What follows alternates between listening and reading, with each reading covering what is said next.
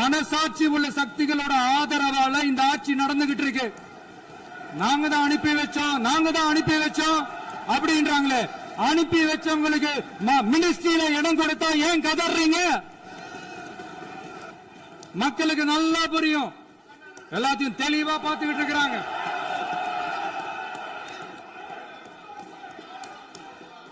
கட்சி நிதின்ற பேர்ல அடிச்ச கொள்ளைய ஒன்னா கவர்மெண்டோட கஜானாக்குள்ளேயே கொண்டு சேர்த்துக்கிட்டே இருக்கிறாங்க.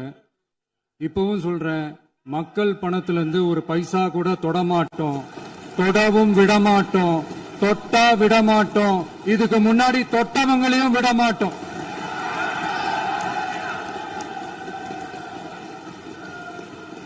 ஒவ்வொரு ஊழலா வெளியில வரும் போலே, ஒவ்வொரு வேஷமா கலைஞ்சிரும் போலே, இங்க இருக்கிற நிறைய பேரு நடுங்கி போய் இதுல நம்ம மேல அவதூறு வேற. இப்ப புதுசா ஒரு வெப்பன் ஒண்ணு கொண்டு வந்திருக்காங்க. அது என்ன தெரியுமா? அவங்க தயவால தான் நம்ம ஆட்சி நடக்குதான். மக்கள் தயவால இந்த ஆட்சி நடந்துகிட்டு இருக்கு. மனசாட்சி உள்ள சக்திகளோட ஆதரவால இந்த ஆட்சி நடந்துகிட்டு இருக்கு. நாங்க தான் அனுப்பி வச்சோம் அப்படின்றாங்களே. அனுப்பி வச்சவங்களுக்கு மினிஸ்ட்ரியில இடம் கொடுத்தா ஏன் கதறீங்க? ஏன் இவ்வளவு கோவம்? ஏன் இவ்வளவு கதறல்?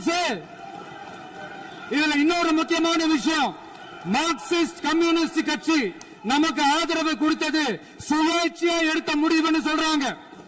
அதே மாதிரி இந்திய கம்யூனிஸ்ட் கட்சி நமக்கு ஆதரவு கொடுத்தது சுயேட்சையா எடுத்த முடிவுன்னு சொல்றாங்க. இதுல எங்க இருந்து நாங்க தான் அனுப்பி வச்சோம்னா புரியலையே. மக்களுக்கு நல்லா புரியும். எல்லாத்தையும் தெளிவா பார்த்துக்கிட்டு இருக்கிறாங்க.